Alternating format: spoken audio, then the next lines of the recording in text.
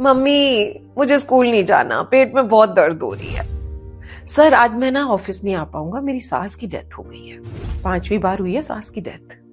अरे यार उसकी पार्टीज ना बड़ी बोरिंग होती है, मुझे नहीं जाना, तू जा रहा है बोल देना कि मैं शहर में नहीं।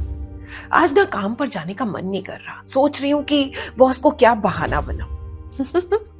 बहाने बहाने बहाने क्यों बनाते हैं हम बहाने? बहाने बनाने की आदत से क्या नुकसान हो सकते हैं? बहाने बनाने क्यों छोड़ने चाहिए, कैसे छोड़ने चाहिए? इन सभी सवालों के जवाब के लिए देखिए इस वीडियो को। आई होप कुछ ना कुछ तो अच्छा ही होगा आपकी इन बहानों से भरी जिंदगी में। पता है क्या होता है, जब हमारा कोई काम करने का मन नहीं होता ना, तो उस काम को अरे कर लूंगा, बाद में कर लूंगा, ये सब कह के हम टालते रहते हैं। फिर उस काम को ना करने और आगे ढकेलने के लिए हम कोई रीजन ढूंढते हैं, और इसे ही कहते हैं बहाने बनाना। क्योंकि हम अपने कंफर्ट जोन से बाहर नहीं निकलना चाहते, आराम पसंद है, और इस आराम करने की आदत की वजह से इसे छोड़ना नहीं चाहते। सफल होना चाहते हैं, लेकिन क्या हर कोई सफल हो पाता है? नहीं ना। क्योंकि जो लोग सफल होते हैं ना, वो कोई काम टालते नहीं, कल पर डालते नहीं, मेहनत करने से पीछे नहीं हटते, लगन के पक्के और कॉन्फिडेंट होते हैं। कोई प्रॉब्लम आने पर दूसरों पर दोष डालते नहीं और ना ही कोई बहाना बनाते हैं। और फेलियर्स बिल्कुल इसका उल्टा करते हैं, ये साबित करने में लगे रहते हैं कि यार बड़ी प्रॉब्लम थी, बहुत मुश्किल था। और इस तरह के बहाने बनाकर ना वो सिर्फ एक ही इंसान को धोखा दे रहे हैं, एक ही इंसान को बेवकूफ बना रहे हैं, खुद को, और एक अपनी ऐसी नींव बना रहे हैं जिस पर फ्यूचर टिक ही नहीं सकता। तो कैसे इस तरह के बहानों से दूर रहा जाए, कैसे निपटा जाए, जरा ध्यान से सुने। अब सबसे बड़ा बहाना कि ये काम बड़ा मुश्किल है, मुझसे नहीं हो सकता। पता है कई बार क्या होता है, हम कोई काम शुरू करने से पहले ही उसे मुश्किल मान लेते हैं, और ऐसा कहने या सोचने से ही ना वो काम और मुश्किल लगने लगता है, और फिर या तो वो काम शुरू ही नहीं होता, और अगर शुरू हो गया तो पूरा होने से पहले ही खत्म हो जाता है। तो दोस्तों, कोई भी काम कितना भी मुश्किल क्यों ना हो, खुद से कहे कि अरे ये काम तो बहुत आसान है, मैं आराम से कर लूंगा या कर लूंगी, और फिर लगा दो अपनी मेहनत और लगन, और देखो कैसे वो काम आसान हो जाएगा। विल्मा रिडोल्फ, जिन्हें की बचपन से पोलियो था, डॉक्टर्स ने साफ कह दिया था कि वो लाइफ में कभी नहीं चल पाएंगी, लेकिन विल्मा ने सिर्फ चलने का ही नहीं, दौड़ने का सपना देखा। सोच लिया कि चाहे कुछ भी हो जाए, एक दिन मैं दुनिया की सबसे तेज रनर बनूंगी। और फिर बचपन से पोलियो की मरीज ये लड़की तमाम मुश्किलों से निपटते हुए ओलंपिक के रेसिंग कंपटीशन में 3 गोल्ड मेडल जीतकर दुनिया की सबसे तेज रनर बनी। नामुमकिन को मुमकिन कर इतिहास रच दिया।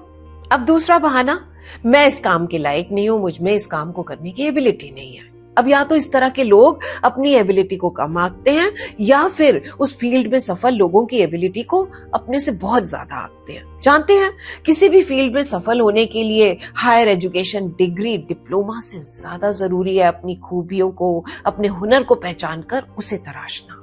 कार बनाने वाली कंपनी फोर्ड मोटर्स के मालिक हेनरी फोर्ड ने तो अपनी स्कूली शिक्षा भी पूरी नहीं की थी, डिग्री डिप्लोमा की तो बात ही छोड़िए, लेकिन अपने मशीनों में इंटरेस्ट की वजह से उन्होंने अपना दिमाग मैकेनिकल फील्ड में लगाया और कार कंपनी के मालिक बने। अब तीसरा बहाना सुनिए।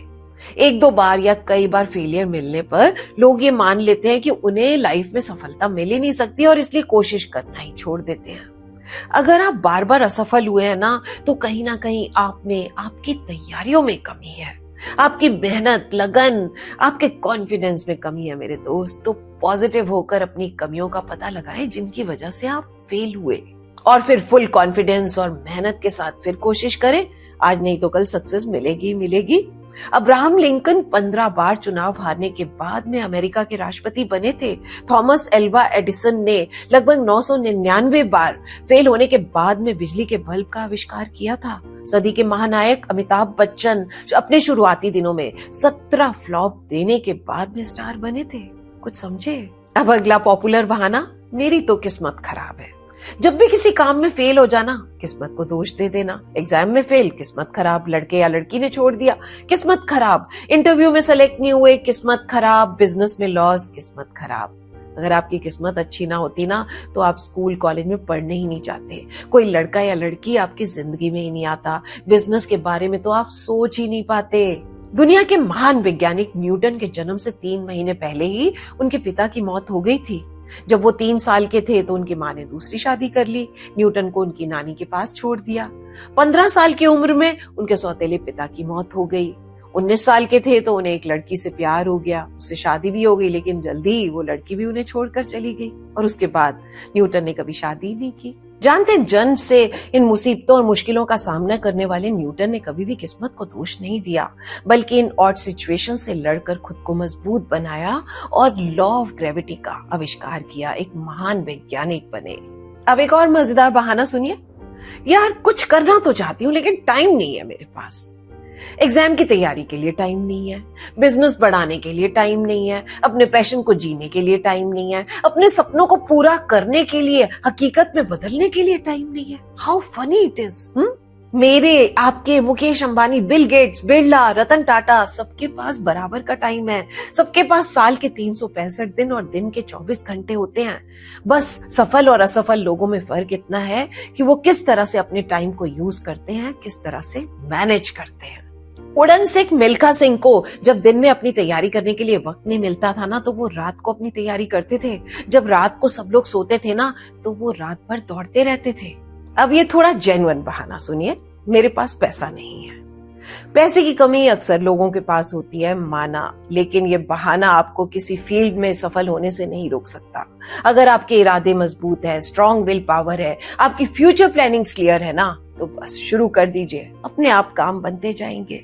दौड़ में वर्ल्ड रिकॉर्ड बनाने वाले उसेन बोल्ट के पास एक टाइम पर अपने जूते खरीदने के लिए पैसे नहीं थे, लेकिन वर्ल्ड रिकॉर्ड बनाने के जुनून ने कभी भी पैसे की कमी को बीच में नहीं आने दिया। NR नारायण मूर्ति ने जब इन्फोसिस की शुरुआत की तो उन्होंने अपनी पत्नी सुधा मूर्ति से 10,000 रुपए लेकर करी थी और आज इन्फोसिस IT के फील्ड में टॉप पर है। अब अगला बहाना है उम्र का। बहुत से लोग मिल जाएंगे दोस्तों जो इस तरह से कहेंगे कि अरे अभी तो मेरी उम्र ही क्या है, मैं इस काम के लिए बहुत छोटा हूं, या कुछ कहेंगे कि अरे अब तो मेरी उम्र हो गई, क्या मैं अब इस काम को कर पाऊंगा। जानते हैं, दुनिया के सबसे कम उम्र के CEO के नाम से जाने जाने वाले बेंगलोर के सुहास गोपीनाथ ने मात्र 14 साल की उम्र में IT कंपनी ग्लोबल्स INC की शुरुआत करी थी और दुनिया के सबसे कम उम्र के CEO बने। आज उनकी उम्र करीब 38-39 साल की होगी, लेकिन उनकी कंपनी $multi-million कंपनी है जो वर्ल्ड वाइड अपनी सर्विस देती है। KFC रेस्टोरेंट चेन्स के मालिक कर्नल सैंडर्स ने अपने करियर की शुरुआत KFC की शुरुआत करी थी जब वो 62 इयर्स के थे और आज KFC के करीब 118 देशों में 18,875 आउटलेट्स हैं। अब अगला बहाना, इस काम को करने के लिए परिवार सपोर्ट नहीं करेगा, पापा नहीं मानेंगे। अगर आपके सपनों में जान है ना, तो बताएं परिवार को कि आपकी खुशी इस काम को करने में है।